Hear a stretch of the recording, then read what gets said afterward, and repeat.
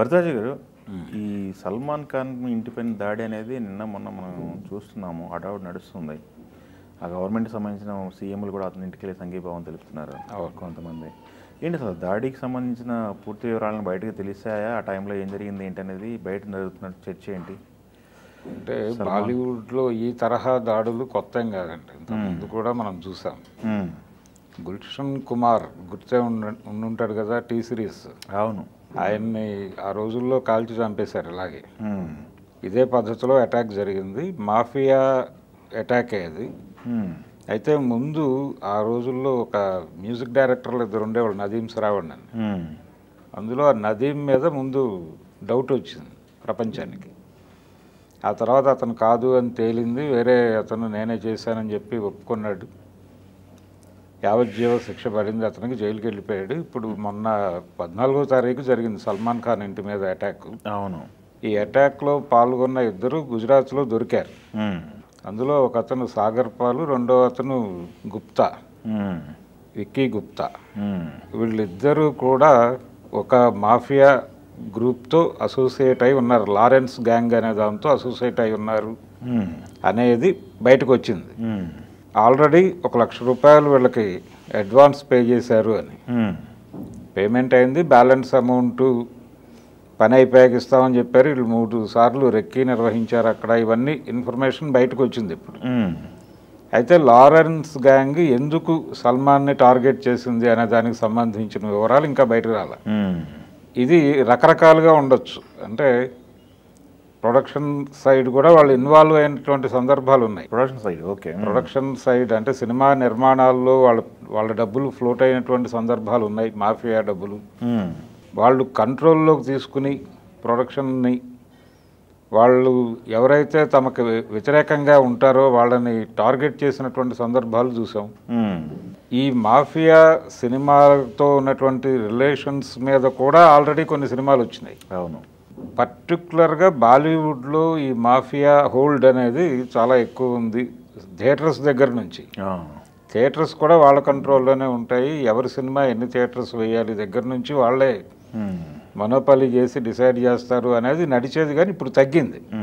ఈ మధ్య కాలంలో లేదు, అది గతంలో ఉంది. ఒక 20 ఏళ్ల క్రితం ఉండేది బలంగా, తర్వాత తగ్గుతూ వస్తుంది. దావూద్ ఇబ్రహీం ఇక్కడ నుంచి షిఫ్ట్ అయిపోవటం, చోటా షకీల్ వెళ్ళిపోవటం, ఇవన్నీ అంటే చాలా గ్యాంగ్స్టర్స్ అక్కడ నుంచి వేకేట్ చేశారు. అవును.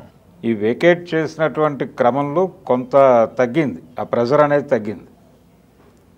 ఈ ప్రెజర్ ఉన్న రోజుల్లోనే వీళ్ళ మీద సినిమాలు కూడా వచ్చినాయి.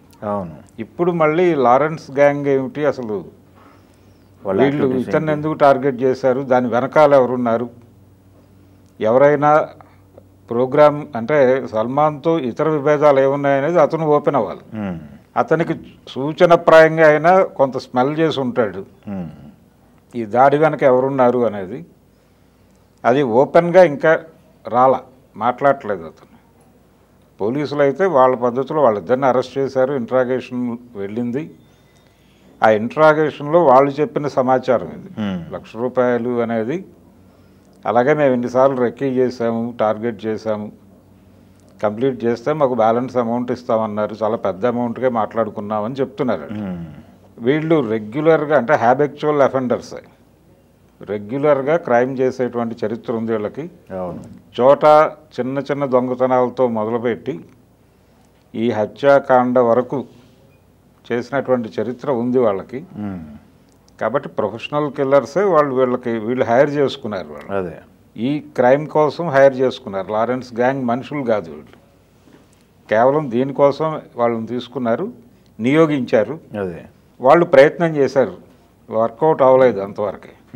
వర్కౌట్ కాకపోబట్టి ఇప్పుడు ఇంకా అది హోల్డ్ చేసి పెట్టారు. అంటే దీన్ని ఓపెన్ చేయటం వలన ఇతర ఇబ్బందులు ఏవైనా వస్తాయనేది ఏదైనా ఆయన మనసులో ఉండుండొచ్చు సల్మాన్ ఖాన్. దీనిలో బాలీవుడ్లో కూడా ఎవరు ఎందుకు జరిగి ఉంటుంది అనే దాని మీద ఎవరు మాట్లాడట్లేదు. అసలు ఈ విషయం గురించి కూడా ఎక్కువ ఎవరు డిస్కస్ చేయట్లేదు, బయటికి ఓపెన్గా డిస్కస్ చేయట్లేదు. ఏక్నాథ్ షిండే కూడా మేము ఇది దర్యాప్తు చేస్తున్నాము, ఆయనకి భద్రత పెంచారు, ఇప్పుడు సెక్యూరిటీ పెంచమని చెప్పాడు ఆయన, పెంచారు ఆల్రెడీ.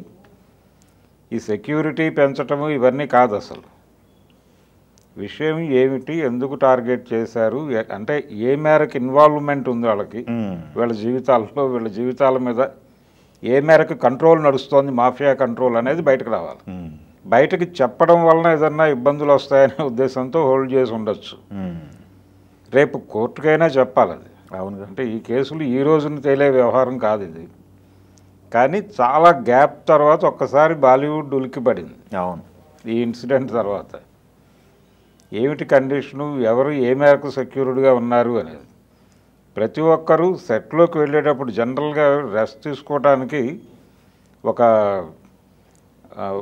వ్యాన్ వాడుతున్నారు, ఇప్పుడు క్యారవాన్లు వాడుతున్నారు, ఇవన్నీ జరుగుతున్నాయి. దీంతో పాటు ఒక సెక్యూరిటీ గ్యాంగ్ను కూడా తీసుకెళ్లాల్సినటువంటి పరిస్థితి ఏర్పడుతోంది. ప్రతి ఒక్కరు ఎవరిని టార్గెట్ చేస్తారో తెలియదు, ఎలా టార్గెట్ చేస్తారో తెలియదు. పైగా ఇలాంటి అఫెండర్స్ ఇప్పుడు వీళ్ళు చూపిస్తున్నటువంటి సాగర్ పాల్ కావచ్చు, ఈ గుప్తా కావచ్చు, వాళ్ళ ఫొటోస్ వచ్చినాయి బయటికి.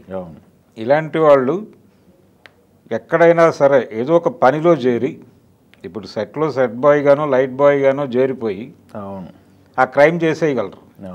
దొరికిపోవడానికి కూడా సిద్ధపడతారు అట్లా. ఇది ప్రమాదం. వీళ్ళు కూడా అలాంటి వాళ్ళని హైర్ చేసేది ఇలాంటి పనుల కోసమే. ఇది మనకి గౌతమ్ మేనన్ సినిమాల్లో కనిపిస్తుంటాయి ఇలాంటి క్యారెక్టర్లు. తమిళ సినిమాల్లో చాలా సినిమాల్లో కనిపిస్తుంది ఈ ట్రెండ్. అందుకని పరిస్థితి చాలా దారుణంగా ఉంది. అంటే ఆర్థిక వ్యవహారాలు ఇప్పటికీ వాళ్ళ కంట్రోల్లో ఉన్నాయి అనేది. అంటే బాంబేలో ఇప్పటికీ గ్యాంగ్స్ ఉన్నాయి, గ్యాంగ్స్ నడుపుతున్నారు, కంట్రోల్ ఉంది. వాళ్ళు అవసరమైతే దాడులు చేయటానికి, మనుషుల్ని అంటే హత్య చేయటం దాకా ఆలోచిస్తున్నారు అనేది అయితే ఈ ఇన్సిడెంట్ నుంచి అర్థమైంది. ఏం కాలేదు, క్లోజ్ అవ్వలేదు అనేది. మనకి రామ్ గోపాల్ వర్మ గారు ఒక సినిమా తీశాడు గతంలో, కంపెనీ అని. అందులో లాస్ట్ షాట్ ఉంటుంది.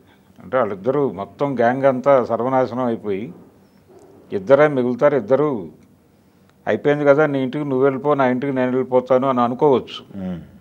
కానీ వాళ్ళిద్దరూ ఒక టీ స్టాల్లో కలుసుకుని, ఒక కేఫ్లో కలుసుకుని, అయిపోయింది, సర్వనాశనం అయిపోయింది, అందరూ చచ్చిపోయారు, ఇప్పుడు నువ్వు నాకు బాసు, నువ్వు ఆదేశించు, నేను మొదలు పెడతానంటాడు రెండో వాడు. వాళ్ళిద్దరే ఉంటారు.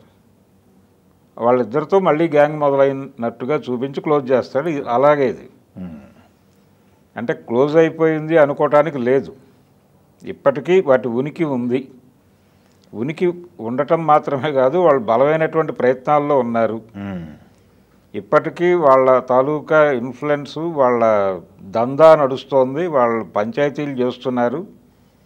ఎక్కడో హర్ట్ అయ్యారు ఎవరో, వాళ్ళకి సుపారీ ఇచ్చి సల్మాన్ మీద అటాక్ చేయాలి అని చెప్పుంటారు. అందులో భాగంగానే ఇది జరుగుంటుంది.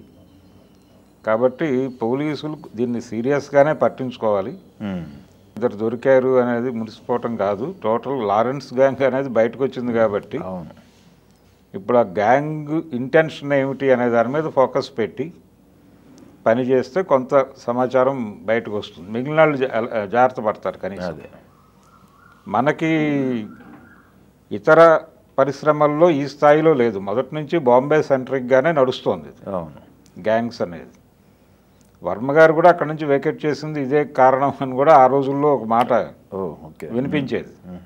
ఒక గ్యాంగ్స్టర్ బయోపిక్ ఏదో చేద్దామని ప్రయత్నం చేసి ఆగిపోయి ఆ తర్వాత షిఫ్ట్ అయిపోయాడు ఇక్కడికి టోటల్గా హైదరాబాద్కి. కాబట్టి బాంబేలో, బాలీవుడ్లో గ్యాంగ్స్టర్స్ అనే వాళ్ళ ఇన్వాల్వ్మెంట్ ఇప్పటికీ ఉంది అనేది ఈ ఇన్సిడెంట్తో ఒక్కసారి మళ్ళీ ప్రపంచం దృష్టికి తీసుకొచ్చారు. పాత విషయాలన్నీ గుర్తొస్తున్నాయి ఇప్పుడు. సినిమా థియేటర్ల వ్యవహారాల్లో, సినిమా థియేటర్లు ఎవరి సినిమా ఎన్ని షోస్ వేయాలి దగ్గర నుంచి దావూద్ ఇబ్రహీం డిసైడ్ చేసేవాడు ఒక టైంలో. ఏ హీరోని ప్రమోట్ చేయాలి, ఏ హీరోని కంట్రోల్ చేయాలి, ఇవి కూడా వాళ్ళే చూసుకునేవాళ్ళు. ఇది రకరకాలుగా ఉండేది. మనోజ్ కుమార్ మీద కొంత వ్యతిరేకంగా ఉండేవాళ్ళు గ్యాంగ్స్టర్స్ ఆ రోజుల్లో. అలాగే ఈ గుల్షన్ కుమార్ హత్య, ఇవన్నీ ఒక్కసారి అలా జ్ఞాపకాల్లోకి వచ్చినాయి అన్నమాట. థియేటర్లలో దాడులు జరిగాయి. ఇది ట్రెండ్. ఈ ట్రెండ్ ఇంకా పోలేదు. ఏక్నాథ్ షిండే గారు మరి ఎలా నిర్ణయాలు తీసుకుని ఎలా కంట్రోల్ చేస్తాడనే చూడాలి.